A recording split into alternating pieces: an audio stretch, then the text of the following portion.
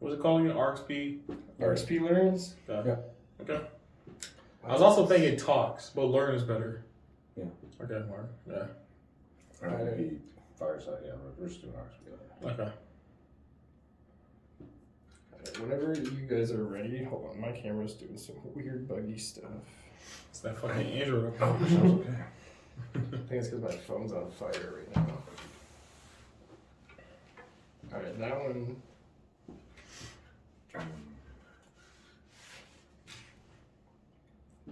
Alright, we are a go.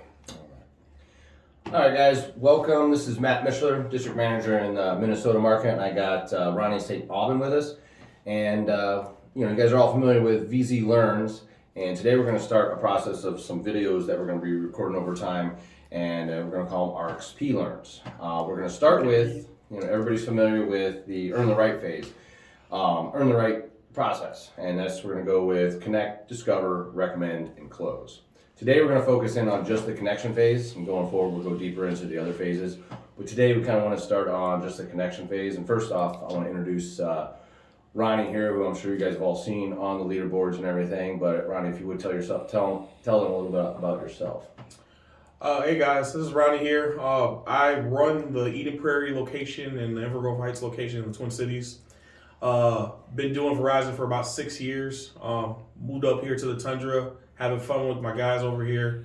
But this is very important. I want to go over this with you guys and talk about some things that we usually do when it comes to Earn the Right.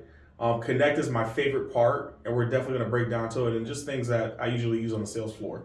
And you kind of hit it on it right away. It's, as you said, it's also my favorite part. The greeting, I think, is very important. It's the most important. It's not going to make the sale for you.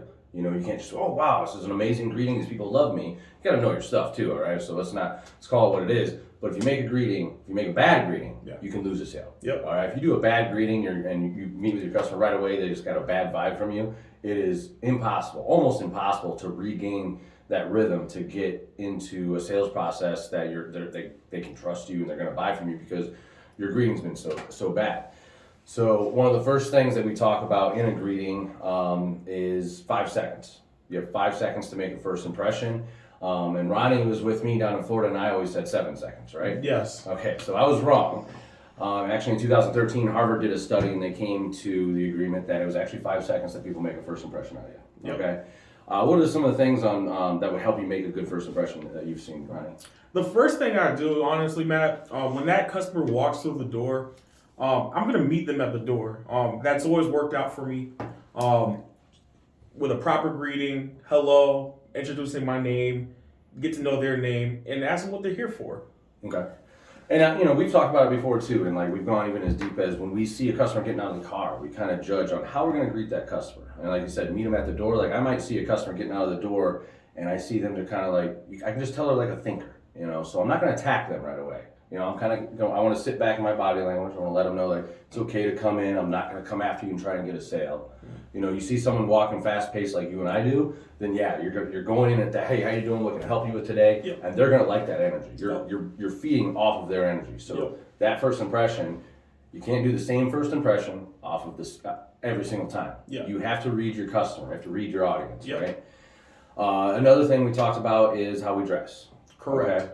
Now, I don't expect everyone to wear a suit and tie like I do, okay? It's the thing that I did since my second day on the sales floor, and that's what I've been doing, what's worked for me. I found that people that come in the store generally thought I was a manager before I was a manager, and I got a lot of problems, but then I got a lot of loyal customers because I found ways to solve those problems. Yep.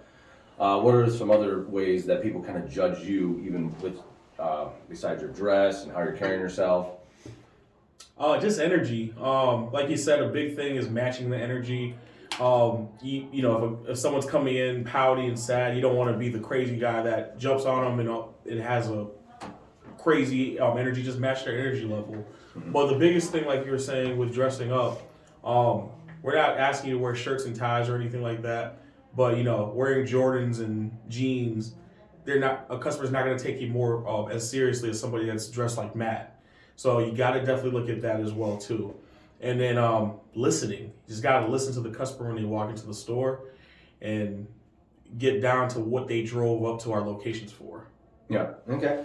And then another thing that we talk about is finding some kind of common ground. Now, sometimes it's difficult, isn't it? Very difficult. All right. Yes. So you're thinking in the back of your head, like, how can I find common ground with this person? And you're starting to realize you just don't jive with this person either, or this person. I mean, this isn't a person that you would create a conversation with outside of work. Yep.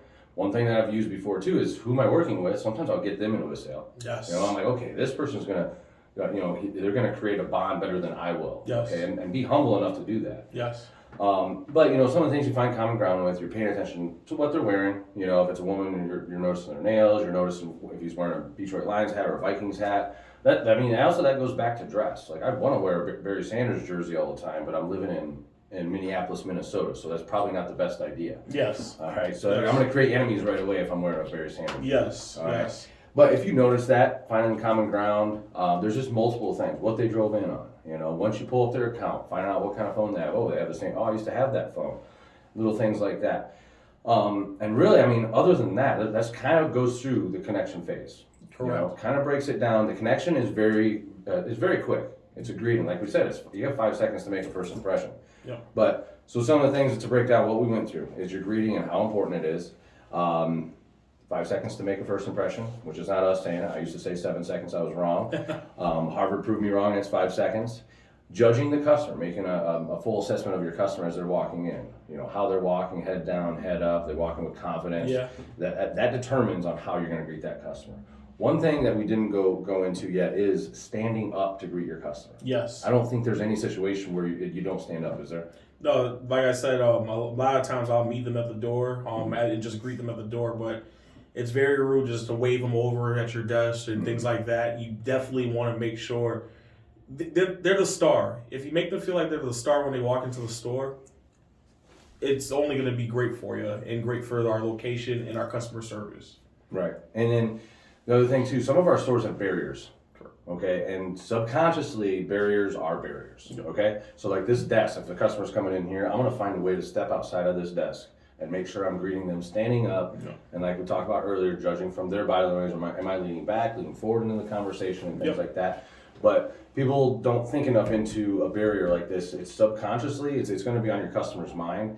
That it's just an awkward greeting. So you want to make it as unawkward as possible. Then we also talked about it's not the be all tell all. Okay, it's not going to make or break your sale. Well, it actually could break your sale, but it's not going to make your whole sale.